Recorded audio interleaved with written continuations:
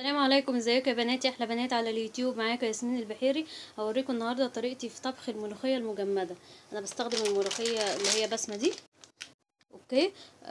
انا عندي فردين بس في البيت، فبعمل نصها بدوبها شويه بس، واروح قسمها اتنين كسراها، واحط الباقي في الفريزر وبستخدم الباقي. انا عشان اطلعها ملوخيه شبه اللي انتي بتجيبيها الطازه من بره من الخضري. بفككها، بدخلها الميكرويف عندي وبفككها خالص خالص. لو حطيتها مجمده في الشوربه بتقعد تغلي تغلي تغلي عشان تفك، وبلاقيها بتسقط تحت وطعمها بيبقى مش حلو. لكن سر الملوخيه ان هي ما تاخدش وقت على النار وما تتغليش كتير، عشان كمان لونها هيفضل اخضر كده وحلو. اوكي، وهتلاقيها ان شاء الله طعمها زي اللي بره بالظبط. والكيس الكيس ده من غير اللي هي الدقه بتاعتها او التوم، اسمها ايه، الطشه. الطشه بتاعتها. لكن في اكياس بيتباع بالطشه. انا كنت ده نص كيس، انا طبخه واحد قبل كده، وده النص التاني. وبرده كيس الدقه او الطشه بتاعتها انا برضو طبخه نص، وده النص التاني بتاعه. اوكي، بيبقى توم وكزبره بس. فانا محضره على النار ادي شوربه، وحط لها ملح. اوكي. ولو احتجت شوربه هزود شوربه تاني، مفيش مشكله. بحط بقى في الشوربه دي ايه، بحط لها كزبره.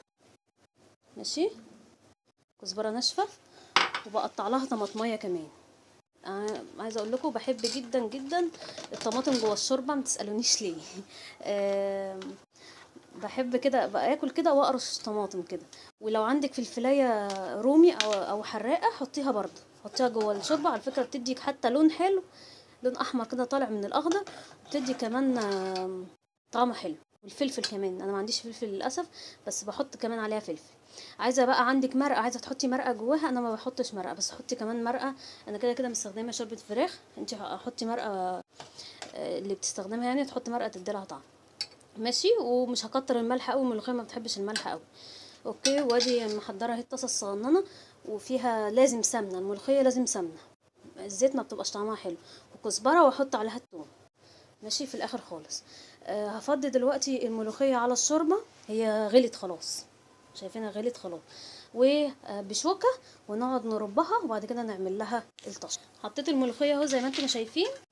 احط له بس حبه توم من اللي انا احطهم في الطشه بتاعتها، حبه توم بس بسيط. التوم الني كمان على الشوربه بيدي طعم احلى من اللي انت بتبقي محمره على فكره. اوكي.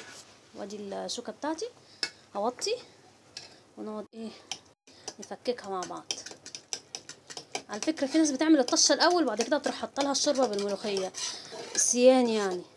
بس بيحبوا يوفروا طبعا مواعين وخلاص. لكن بصوا هي حلوه كده، انا بحب قوامها كده، يعني لا خفيفه ولا تقيله، هي كده مش محتاجه شوربه تاني. فكت معايا على طول بالبراءه انها مجمده، فكت معايا على طول. لكن لو حطيتيها مجمده بقى هتقعد تغلي وهتسقط زي ما قلت لكم. هبدا دلوقتي اعمل لها الطشه عشان نحطها عليها. الطشه هي معانا بتتحمر، سمنه وكزبره والثوم الجاهز بتاعها. عايزه تزودي توم من عندك زودي.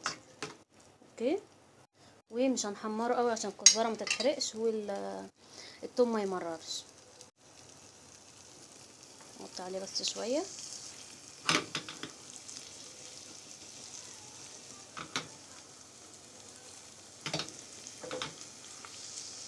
خلاص كده الدقه هطفي عليها. وادي الملوخيه عندي اهي، هاخد منها واحط على الدقه. بسم الله. لو حد بقى بيعرف يشهق يشهق بدالي، مش بعرف. بسم الله. وهرجع الخليط ده كله احطه فوق الملوخيه. اوكي. بسم الله.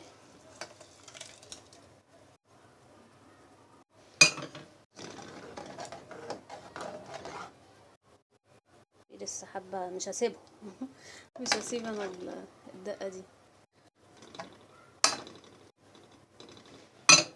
بس ايه رايكم اغرفها؟